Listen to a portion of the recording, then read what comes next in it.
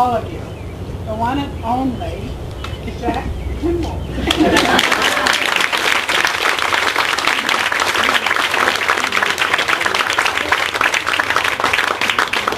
Lose weight on you, no question. Back in that uniform. One fit. Jerry Delanus back there is a prior Marine, and he wore his dress blues this morning to an event, and he looked really sharp, and I was so embarrassed. I can't even get one leg into the two legs of my First of all, I just wanted to again thank Diane Bitter.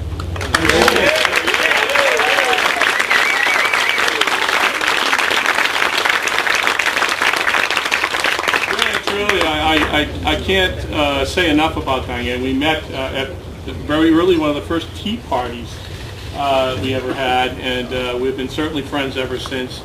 And but she just astounds me. All the events that she's so gracious to have here in her yard or in her house. I've never seen anyone do so many, and to take such time and put the effort into helping the party out. And also because I know she's a patriot, truly a patriot, and for her, she realizes the importance of what's happening in our country right now, and she wants to do everything she can to help us out. This morning I did speak before a crowd. It is Memorial Day, and I'm a United States Navy veteran. This morning I had the opportunity to talk about the Peace Greeters. There was a big arrival last night. When I say big, the troops are probably 40 or 50, which is small for a flight. But the folks that showed up, I was just thrilled. It was a good 400 to 500 people. Wow. 400 to 500 people. I want to take a minute. I know how many in this room or in this tent are Peace Greeters. Would you stand?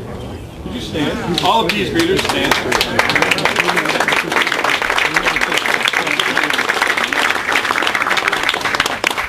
For those of you who aren't, I think it's really important that you understand a little more about the Peace Greeters. I think it's appropriate today to talk for a few minutes about this. You know, this started in 2005. There's been 423 flights greeted by the Peace Greeters since it all started. Think of that. That's a pretty astounding number.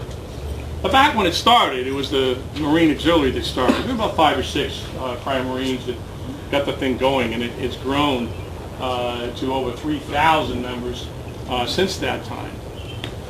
But when the troops come in, they're here for 1 hour. They refuel and they leave. And whether they're going overseas to a war zone or coming home, this is where a lot of them come. People don't know that, but they come here to Portsmouth at Pease for 1 hour. And in that 1 hour, I will guarantee you that 1 hour that we are there and that we get to see them, they will never forget it, and we will never forget it. I continuously go back simply because you can't not go back once you've been there one time. You see, they don't know we're there. They think they're just getting off the plane because they have to when they refuel. They're going to be there an hour, sitting around, doing nothing, having a break, and then getting back on and going overseas or coming home. When they open the doors from the terminal to the passageway that leads down into the inner part of the terminal, pandemonium breaks out. Because there's always 300 to 500 people there to greet our military men and women. That's astounding. It is so profound. And the looks on their faces, I mean, they were shocked, they were stunned, and they're smiling, and they're very happy. And when it's a flight that's coming home, you've got to witness what happens. They've been gone for 12 or 13 months. In many cases, they've lost some of the people that they went over with. They've been killed. Certainly many injured. So it's been an emotional trip anyway. But many of our military are married now. Even the women that serve in our military, they're moms. They have little ones that they leave behind to go and serve on our behalf. So when they come home and people are there to greet them, and even though they don't know any of us, we're their family. It's the same thing. We're their family before they get home. And when you see moms that are waiting there and applauding, and they have their little toddlers, 2-year-olds, 3-year-olds, 4-year-olds, even Marines. They do cry. Marines cry. They do. That's a good thing. We had a Marine. He was a colonel. He came down. I'll never forget this day. He was the last one off the plane. And he came down. I think my wife, Donna Marie, where are you, honey? There you are. She was with me, I think. And there's this little boy. He was a towhead, you know, blue-eyed little boy. I don't think he was 4 years old. And this Marine walked up and he saw him amongst the hundreds and hundreds of us. And he went up to the mom and he said, "Would you mind if I held your little boy?" Because he looks just like my little boy. He took that little boy and he started to hug him. This is a big 6'4" strapping Marine. And he's hugging this little baby. And he starts to tear up. And the little boy reaches behind him and he starts patting him. And this is what he's doing. At that point, nobody had a dry eye. I mean, we were losing it. At that point also, the Marine knelt down and put the little boy down. And the little boy started touching his arm. And on his arm was a patch. It was his unit patch, and he was wearing it. And he said to the little boy, who was wearing a flannel shirt, "You like that?" "Would you want that?" "Oh, yes." He ripped it off and he put it on the little boy's arm. And it stuck because he had a flannel shirt on. He gave a little tap. And that little boy leapt into this man's arms and he just squeezed so hard. And that's the kind of emotion that you see almost every time. And so I would implore you, if you haven't gone, go to your internet tonight. There's not many flights now anymore because we're winding things down. But there still are, and there was last night. peasbreeders.org. You will get the flight schedule. Go. Go. You will never forget it. It'll be seared in your memory forever. It is the least we can do for our troops. And I have to tell you, as a Vietnam era veteran, my homecoming was horrific. I was called names that you wouldn't believe. I was spit upon.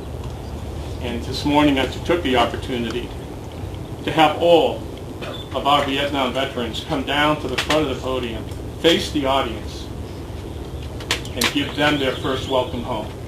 They got a welcome home today, and it was emotional for all of us. But that is necessary. Never again can we allow this to happen in our country. It can't ever happen again.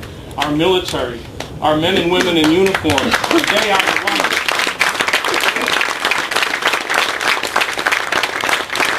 They are the ones that have provided the opportunity for each and every one of you to live the wonderful lives that you have had the opportunity to live in the greatest country that God gave you.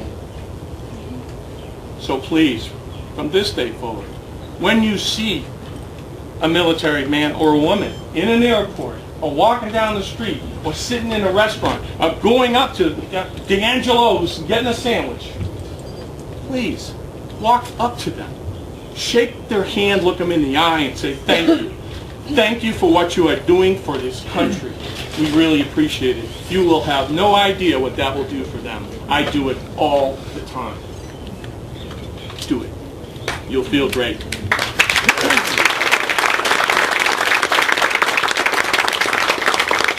Real quickly, I want to lead right into talking real quickly about the state GOP. This is my 4th month, starting to get my legs under me a little bit. It's been a learning experience. But I will tell you, one of the more important aspects of it, obviously, is fundraising. It's a big deal. We have to maintain our majorities in the House and Senate.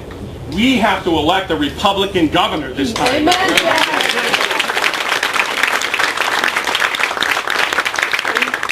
And we have to put forth from this state, the primary winner that's going to become the next president of the United States. That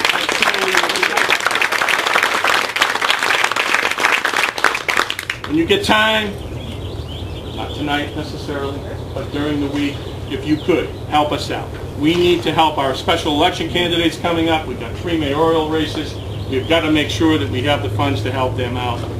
There's a check made out to the State Committee of New Hampshire. Would be wonderful. Whatever amount you can afford, please help us. It's that dire. It's that important. Enough of that. Herman Cain.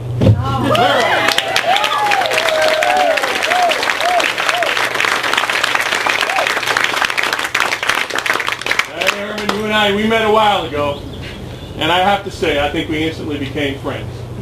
I think we're a lot alike. Shouldn't say that too loud. Any press there? But I will tell you, no, it's sincere. It's sincere. Herman is a very successful businessman. You may have heard the story about Godfather Pizza, but he took that over and brought it out from the mess that it was in and turned it around. Very successful. He also has been on the board and board of directors of many, many high-ranking organizations. He's a radio talk show host. This man has decided, I know, to make a major impact in this country. This is a man that I know when you're through listening to him, if you haven't heard him, will affect you. He will absolutely affect you. And I'm very proud to introduce to you my friend, Herman Cain.